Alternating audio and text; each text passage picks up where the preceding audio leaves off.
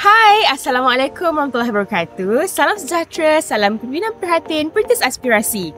Selamat datang kami ucapkan kepada pelajar baharu ambilan perdana Sarjana Muda sesi 2025-2026 ke Universiti Malaysia Terengganu. Selamat datang ke Universiti Malaysia Terengganu, sebuah institusi unggul yang menjadikan ilmu kelautan dan sumber akuatik sebagai teras tujuan akademik dan penyelidikannya.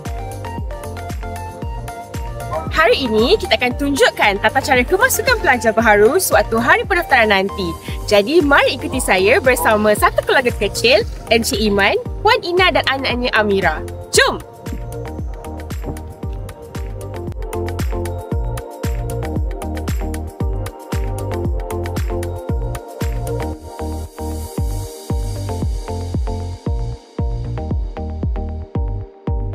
Setibanya anda di pintu utama UMT, senyuman mesra daripada fasilitator MJM akan menyambut kehadiran anda. Terdapat 2 checkpoint parkir berpusat yang disediakan untuk keselesaan anda, iaitu tapak convocation UMT dan tapak parkir Chancellery.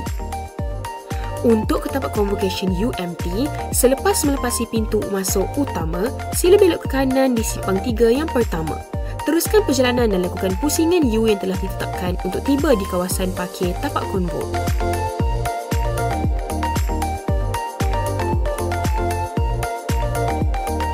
Manakala untuk ke tapak parkir Chancellery, sebaik sahaja melepasi pintu pagar utama, sila belok ke kiri dan ikuti laluan yang disediakan. Jangan bimbang, pada hari kejadian, pegawai keselamatan dan fasilitator yang berdedikasi akan berada di lokasi untuk membantu dan menunjukkan arah. Ikuti sahaja arahan mereka serta papan tanda yang tersedia untuk memastikan pengalaman ketibaan anda berlangsung dengan lancar, selesa dan teratur. Setibanya di tapak parkir, ibu bapa dan pelajar boleh mula menurunkan barang-barang yang ingin dibawa ke kolej kediaman. Di lokasi ini, fasilitator yang bertugas akan membantu menandakan setiap barang dengan tag yang mengandungi maklumat pelajar bagi memastikan proses penghantaran berjalan dengan lancar dan teratur. Barang-barang tersebut akan dihantar ke kolej kediaman menggunakan van yang telah disediakan khas oleh pihak universiti. Untuk makluman, van ini hanya dikhususkan untuk membawa barang sahaja tau. Demi kelancaran dan keselamatan operasi, penumpang tidak dibenarkan menaiki van. Setelah selesai urusan di tapak parkir, pelajar diminta untuk membawa slip pendaftaran yang mengandungi nombor bilik dan saiz baju ke Dewan Sultanizan untuk proses pendaftaran masuk.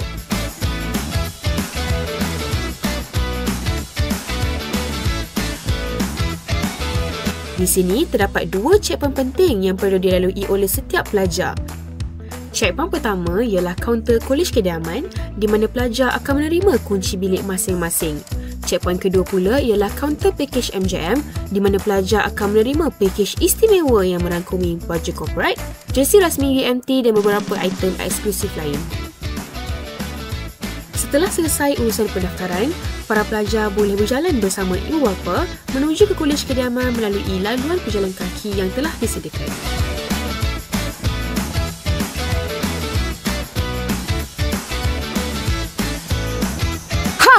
Inilah dia Kolej Kediaman Universiti Malaysia Terengganu.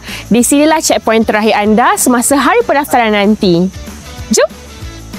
Setibanya anda di sini nanti, jangan risau. Akan ada fasilitator yang akan bantu tunjukkan di manakah blok Kolej Kediaman anda nanti.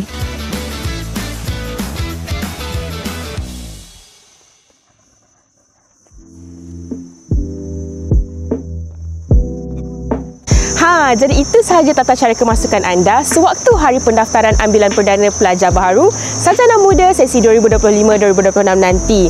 Jumpa anda di sana. Bye!